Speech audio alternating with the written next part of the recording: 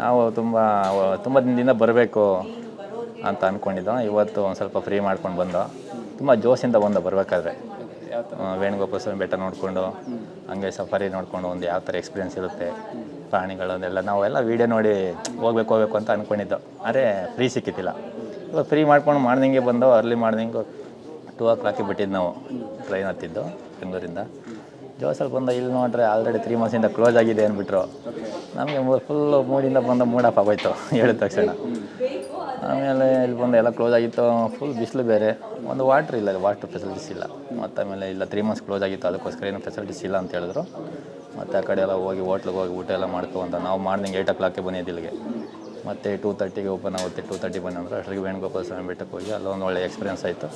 ಅಲ್ಲಿ ನೋಡ್ಕೊಂಬಂತು ಮತ್ತೆ ಊಟ ಎಲ್ಲ ಮುಗಿಸ್ಕೊಂಡು ಇವಾಗ ಬಂದು ನೀವು ನೋಡಬೇಕು ಫಸ್ಟ್ ಎಕ್ಸ್ಪೀರಿಯೆನ್ಸು ಯಾವ ಥರ ಇದೆ. ಹೋಗಿ ಬಂದಮೇಲೆ ಯಾವ ಥರ ಇದೆ ಗೊತ್ತಾಗುತ್ತೆ. ನಮ್ಮ ಅದೃಷ್ಟ ಪ್ರಾಣಿಗಳು ಸಿಗುತ್ತೋ ಇಲ್ವೋ.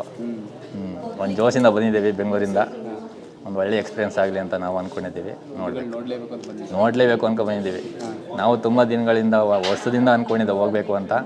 ಟೈಮು ಫ್ರೀ ಆಗ್ತಾ ಇರಲಿಲ್ಲ. ಇವಾಗ ಫ್ರೀ ಮಾಡ್ಕೊಂಡು ಬಂದಿದ್ದೀವಿ ಹೋಗಬೇಕು ಅಂತ. ನೋಡಬೇಕು ಯಾವ ಥರ ಎಕ್ಸ್ಪೀರಿಯೆನ್ಸ್ ಆಗುತ್ತೆ ಅಂತ. ಒಂದು ಒಳ್ಳೆ ಎಕ್ಸ್ಪೀರಿಯೆನ್ಸ್ ಆಗಲಿ ಅಂತ.